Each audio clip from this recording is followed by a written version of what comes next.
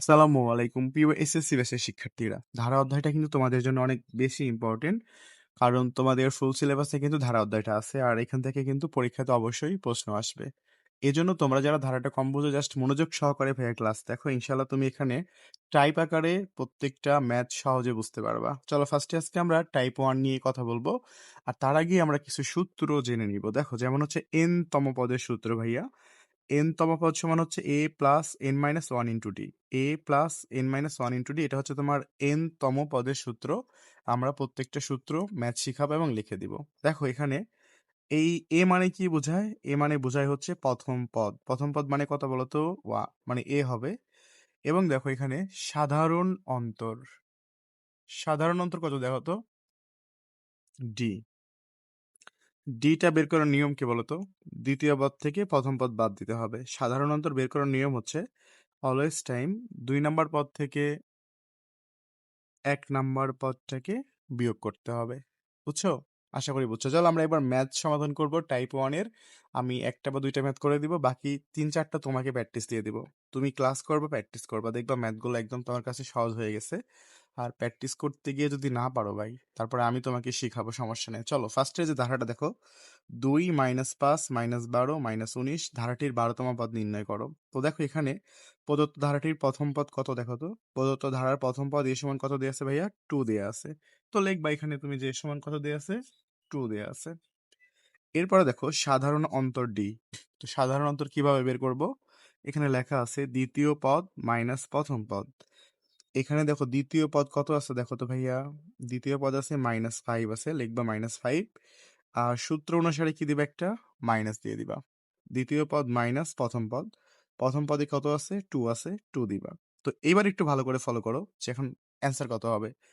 দেখো এর সামনে মাইনাস, এর সামনে মাইনাস, দুইটার চিহ্নই মাইনাস। আমরা জানি মাইনাস মাইনাসে কি হয়? প্লাস হয়। তাহলে 5 2 কত হবে? 7 হবে।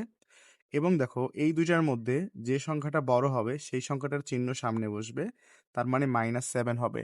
আমার অনেক স্টুডেন্টরা কিন্তু এই বেসিক ভুলগুলো করে, এগুলো কিন্তু করা যাবে না।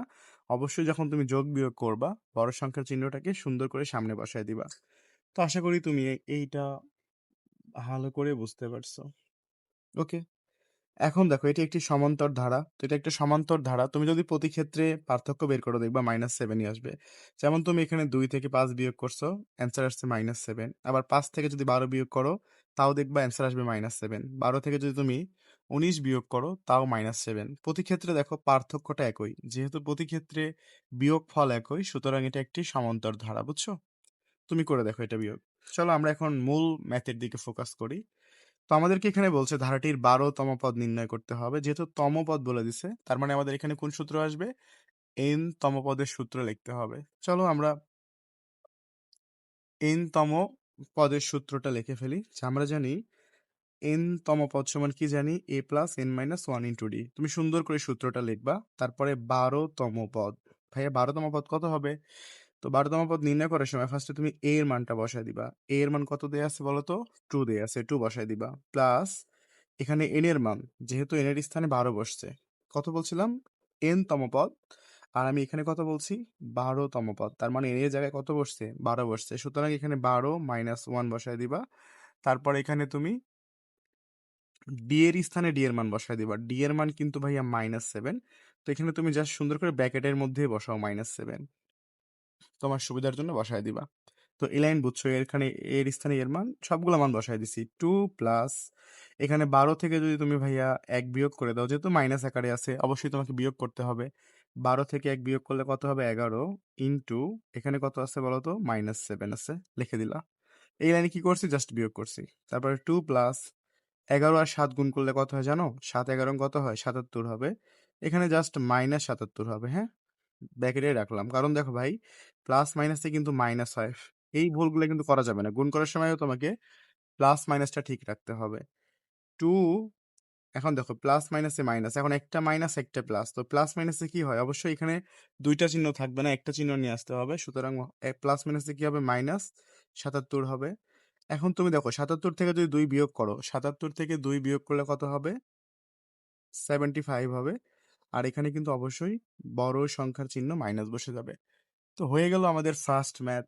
আমি আশা করি তোমরা একদম ক্লিয়ারলি বুঝে গেছো। আর তুমি যদি একটা লাইনও না বুঝো, একটা ওয়ার্ডও যদি না বুঝো, তাহলে তোমাকে বুঝতে হবে তোমার বেসিক গ্যাপ আছে। আর যেই বেসিক গ্যাপটা কাভার করতে হলে হোয়াটসঅ্যাপে এই নাম্বারে মেসেজ করতে হবে। তোমাদের জন্য ফ্রিতেই বেসিক প্রবলেমগুলো ক্লিয়ার করে দেওয়া হবে ইনশাল্লাহ।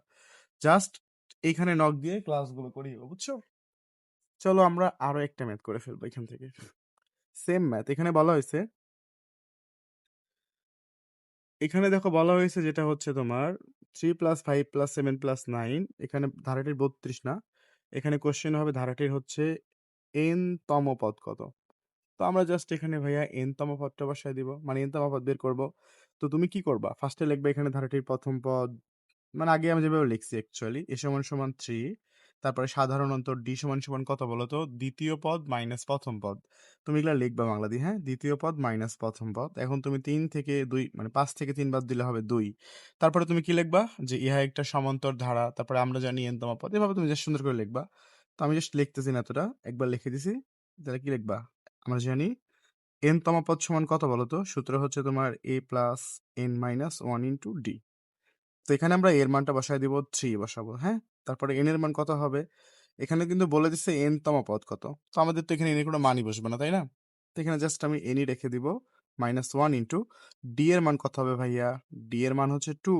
তো আমি এখানে ডি এর মানটা কত বসাবো, 2 বসাই দিব। তারপরে 3 প্লাস 2 এর সাথে যদি n রে গুণ করি তাহলে 2n হবে, -2 এর সাথে যদি 1 রে গুণ করি 2ই হবে। কিন্তু এইখানে ভাইয়া n-1 এর সঙ্গে কিন্তু 2 গুণ আকারে আছে।